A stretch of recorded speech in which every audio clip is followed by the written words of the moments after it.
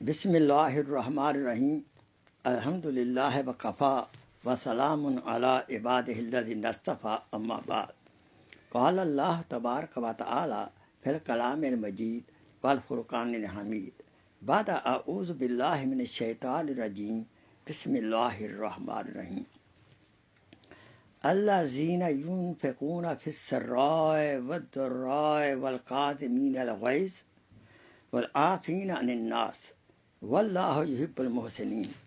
سورہ آل عمران آیت نمبر 134۔ قال رسول اللہ صلی اللہ علیہ وسلم ولیعفوا ویصفحوا الا تحبون ان یغفر اللہ لکم۔ ایضا قال رسول اللہ صلی اللہ علیہ وسلم لا تغضب لا تغضب لا تغضب صدق اللہ مولانا العظیم وصدق رسولہ النبی الکریم ونحن علی ذلک من الشاہدین والشاکرین والحمد للہ رب العالمین۔ اللہم صلی علی سیدنا محمد وعلی آل سیدنا محمد وبارک وسلم وصلی علیہ۔ رب اشرح لی صدری ویسر لی امری واحلل عقدۃ من لسانی یفقہوا قولی ربی زدنی علما سبحانک لا علم لنا الا ما علمتنا انک انت العلیم الحکیم۔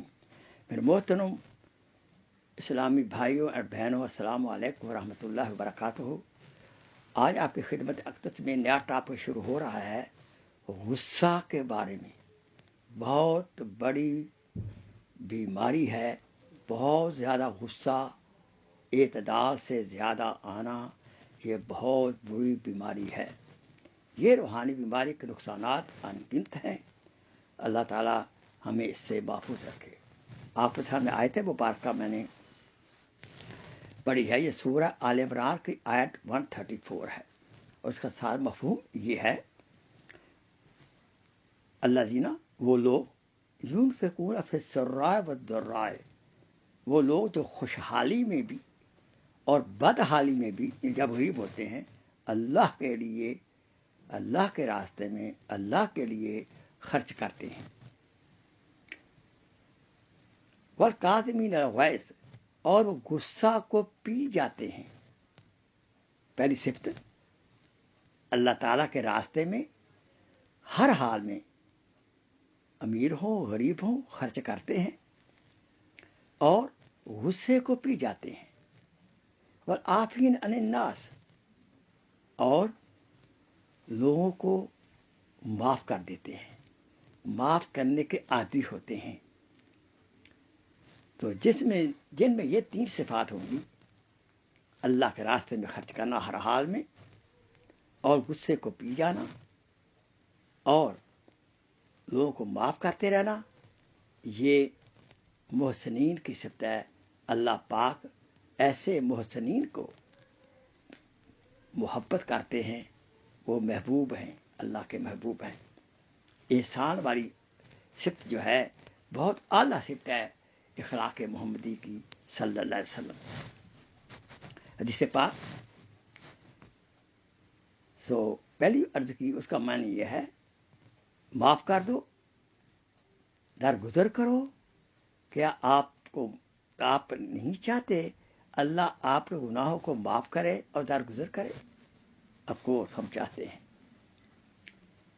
دوسری حدیث پاک، ایک صحابی حضور اقدس صلی اللہ علیہ وسلم کی خدمت میں حاضر ہوا، کہا یا رسول اللہ، مجھے مختصر نصیحت فرمائیے، ایک شرط یہ ہے، ایسی نصیحت وہ ہو کہ ہزاروں گناہوں سے میری حفاظت ہو جائے۔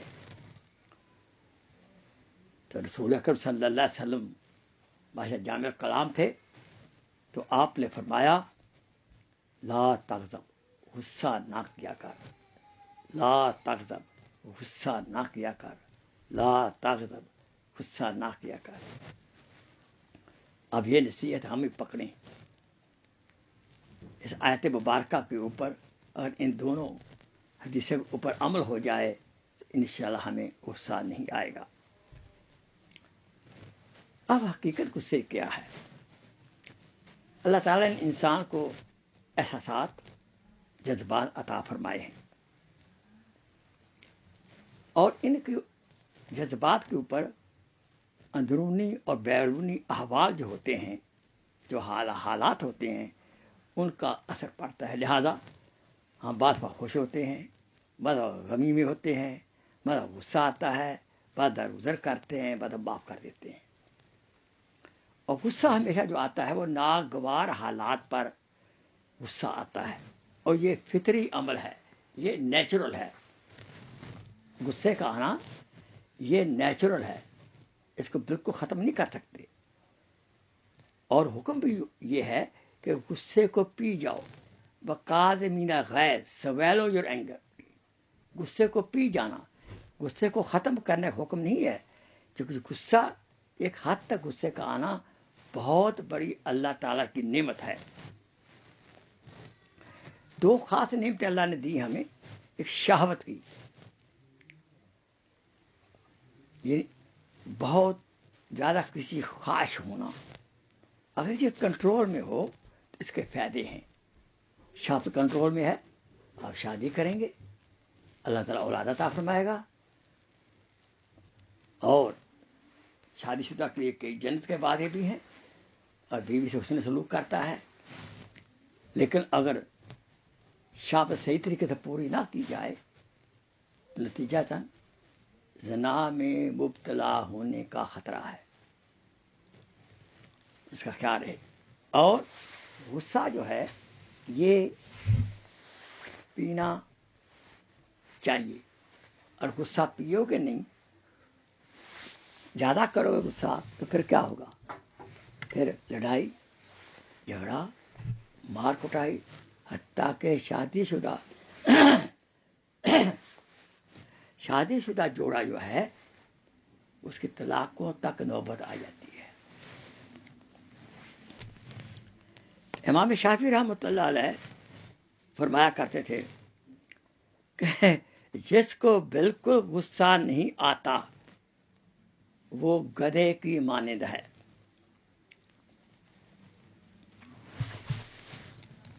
کیونکہ اس غصے کی صفت کے ذریعے ہم اپنی جان، مال، ایمان کی حفاظت کرتے ہیں۔ یہ جذبہ غصہ ضرور ہونا چاہیے، اس کی ضرورت ہے، مگر ایک حد تک۔ کوئی شے بھی حد سے بڑھ جائے تو اس کا نقصان ہی ہوتا ہے۔ کیوں؟ ناگوار حالات میں انسان کے اندر خاص قسم کے ہارمون پیدا ہوتے ہیں جو کہ انسان کے اندر غصہ پیدا کرتے ہیں۔ بی پی بڑھ جاتا ہے، بلڈ پریشر بڑھ جاتا ہے غصے سے، اور شوگر بڑھ جاتی ہے۔ خون، معدہ، ڈائجسٹو سسٹم کی بجائے، نظام ہاضمہ کی بجائے وہ دماغ کی طرف بڑھنا شروع کر دیتا ہے۔ نتیجتاً چہرہ غصے میں سرخ ہو جاتا ہے۔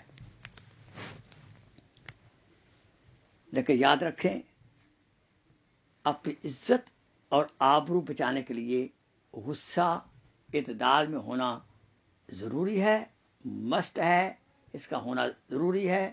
اس کے لیے دعا کرنی چاہیے، لیکن حد سے زیادہ نہیں۔ اور غصہ بالکل آئے نہ وہ تو یہ ہوا خدا کے فضل سے میاں بیوی دونوں مہذب ہیں۔ خدا کے فضل سے میاں بیوی دونوں مہذب ہیں، انہیں غصہ نہیں آتا، یعنی میاں کو، اور انہیں غیرت نہیں آتی۔ بیوی کو غیرت نہیں آتی، یا بیوی کو غصہ نہیں آتا، کوئی مذاق کرے، کوئی چھیڑے، آپ دونوں جا رہے ہیں میاں بیوی، اور کوئی مذاق کر رہا ہے، آپ بیوی کو ہاتھ لگاتا ہے تو آپ ہنس پڑتے ہیں، نو پلیز بھائی، پلیز بھائی، میری بیوی ہے، ڈونٹ ٹچ نہ کرو۔ یہ کیا ہے؟ تو وہی بات ہوئی، خدا کے فضل سے میاں بیوی دونوں مہذب ہیں، انہیں غصہ نہیں آتا، انہیں غیرت نہیں آتی۔ اللہ تعالیٰ ہمیں غیرت عطا فرمائے اپنی آنر عزت بچانے کی۔ دیکھیے غصہ نعمت بھی ہے اور زحمت بھی ہے. غصہ حماقت سے شروع ہوتا ہے اور ندامت پہ ختم ہوتا ہے. غصے کو مارنا مقصود نہیں ہے، ورنہ کوئی ہماری جان مال عزت پر حملہ کرے گا تو ہم ٹس سے بس نہیں ہوں گے. یہ بے غیرتی بھی ہے، یہی ہے. ہم عیسائی نہیں ہیں. عیسائیت میں یہ تعلیم ہے کہ کوئی آپ کی ایک گال پر تھپڑ مارے تو دوسری کر دو، بدلہ مت لو. اسلام یہ نہیں ہے. اسلام عزت و آنر کو بچانا چاہتا ہے. مطلوب کیا ہے؟ غصہ پر اعتدال ہو، غصے پر کنٹرول ہو. ایک حد تک، حد اعتدال تک، ماڈریشن تک جائز ہے، ورنہ زیادہ غصہ حرام ہے. غصہ غیر اختیاری ہے، پر اس پر عمل کرنا اختیاری ہے. غصہ غیر اختیاری ہے، اس پر عمل کرنا اختیاری ہے.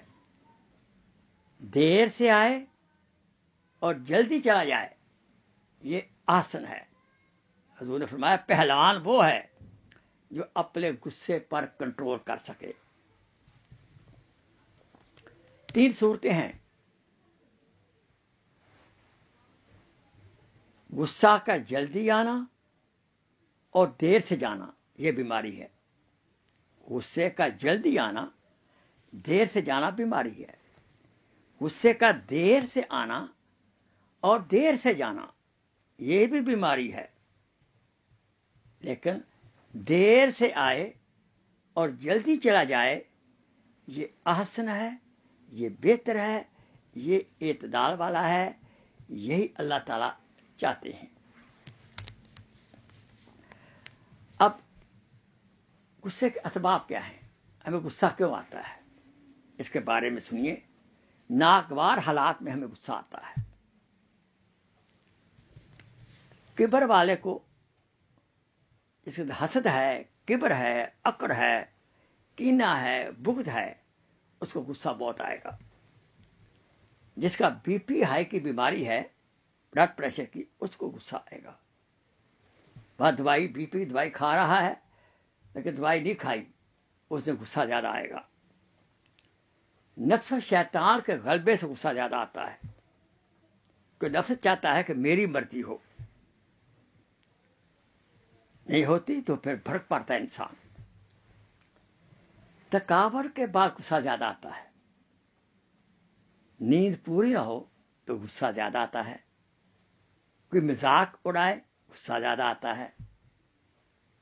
دھوکہ دے غصہ آتا ہے. خاص ایام میں عورتوں کو غصہ آتا ہے. نشہ پورا نہ ہو نشئی کا، اس کو غصہ آئے گا. جس کے اوپر جنات کا قبضہ ہو اس کو غصہ آئے گا. جسمانی طاقت زیادہ ہو اس کا کمزور پر غصہ زیادہ آئے گا. بعض حسن والوں کو غصہ زیادہ آتا ہے. بعض کو حسب نسب کی وجہ سے غصہ آتا ہے. فاسٹ فوڈ کی وجہ سے غصے میں اضافہ ہوتا ہے. نا انصافی کوئی آپ سے کرے آپ کو غصہ آئے گا. ٹریفک جیم ہو جائے آپ کو غصہ آئے گا.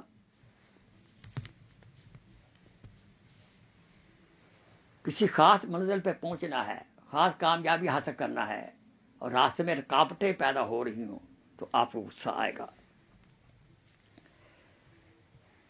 یاد رکھیں 13 سال کی عمر سے لے کر 33 سال کی عمر تک غصہ زیادہ آتا ہے. اور 20 سال کی عمر میں تو نوجوان بس وہ تو شعلہ، آگ کے شعلے کی طرح ہیں. ذرا چھیڑو بس وہ گرم و گرم. بعض دفعہ اولاد کو ورثے میں غصہ ملتا ہے. ماں باپ کو ہائی بلڈ پریشر تھا، بچے کو بھی ہے. یا اور ماں باپ دونوں غصے والے ہیں. اب بچہ جب پروان چڑھتا ہے تو ماں باپ کے رویے کو دیکھتا ہے تو نتیجہ تھا وہ بھی ویسے ایکٹ کرتا ہے. وہ سمجھتا ہے ایسے ہی کام بنے گا. یہی طریقہ ہے حاصل کرنے کا غصے کے ذریعے، حالانکہ اس میں والدین کی غلطی ہوتی ہے. آئیے اب غصے کے نقصانات بتاتا ہوں. غصے کے نقصانات کیا ہیں؟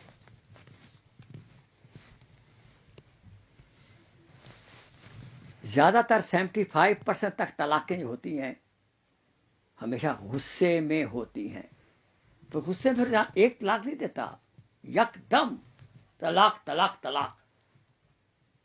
اور پھر مفتی صاحب پاس جاتے ہیں، حضرت میں بڑے غصے میں تھا اس لیے مجھ سے منہ سے لفظ نکلے. تو مفتی صاحب کہتے ہیں بھائی خوشی میں کون طلاق دیتا ہے، غصے میں لوگ طلاق دیتے ہیں. حضرت میں تو 3 دفعہ کہا تھا. فرمایا مفتی صاحب کہنے لگے 1+1+1=3. 1+1=1 3 ہو گئی. پھر وہ گھومتا پھرتا ہے، کوئی 3 طلاقیں 3 کو برابر 1 کر دے. بس 3 کو برابر 1 تو وہ تو عیسائیت کا مسئلہ ہے. 3 مل کر خدا بن جاتے ہیں. تو یہ تو بات صحیح نہیں ہے.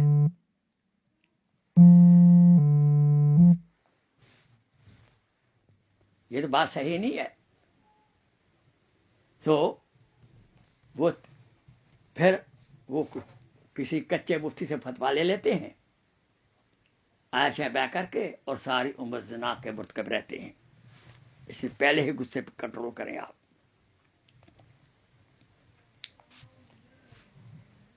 اب بی پی غصے والا کا اونچا ہائی رہتا ہے. ایسا غصے والا بندہ خوش نہیں رہ سکتا، وہ مایوس رہے گا. جو بدقسمت ہے. گھریلو زندگی، آفس کی زندگی، کاروباری زندگی میں ناخوشگواری ہوگی. سٹاف خوش نہیں ہوگا، اولاد خوش نہیں ہوگا، بیوی خوش نہیں ہوگی، یا خاوند خوش نہیں ہوگا. غصے والے کو ہارٹ اٹیک 3 گنا زیادہ ہوتا ہے اس شخص جس کو غصہ نہیں آتا. اکثر سر درد رہتی ہے، کمر درد رہتی ہے. اور عورتوں کو جب غصہ آتا ہے وہ تو بددعائیں دیتی ہیں، اولاد پر لعنتیں بھیجتی ہیں. اور لعنت جو ہے اس کا معنی ہے اللہ کی رحمت سے محروم.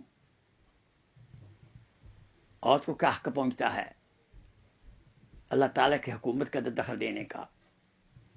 بہت بڑی بد دعا. اور وقت ہوتا ہے بد دعا لگ جاتی ہے اولاد کو، پھر روتی پھرتی ہیں، غصے میں کہتی ہے تو مر جا. یا بیٹی سے ناراض ہوئی تو بیٹی کو کہہ دیا دفع ہو جا. اب بچی جوان ہوتی دفع ہو جاتی کسی کے ساتھ، پھر روتے رہتے ہیں. کیوں؟ ماں نے کہا تھا غصے میں دفع ہو جا. وہ وقت قبولیت کا تھا، اس لیے ہمیں اپنی زبان پر کنٹرول کرنا چاہیے. اور کبھی بد دعا دینی چاہیے کہ سب غصہ آئے والدین کو خاص کر. یہ کہہ رہے اللہ کے بندے کیا کیا، اللہ کے بندے کیا کیا، غصے سے کہہ لیں، بد دعائیں مت دیں. اور تو جب غصہ آتا ہے یہ دھمکی دیتی ہیں. لیکن جب مردوں کو غصہ آتا ہے وہ عملی ہوتا ہے، وہ کر گزرتے ہیں. اس لیے مردوں کے غصے سے بچنا چاہیے عورتوں کو. غصے سے دل اپنا گندا ہوتا ہے، ایمان خراب ہوتا ہے. یہ سرکہ شہد کو خراب کرتا ہے، غصہ ایمان کو خراب کرتا ہے. نتیجتاً اعمال گندے ہوتے ہیں اور انسان بد اخلاق ہو جاتا ہے. غصے میں انسان درندہ جانور بن جاتا ہے.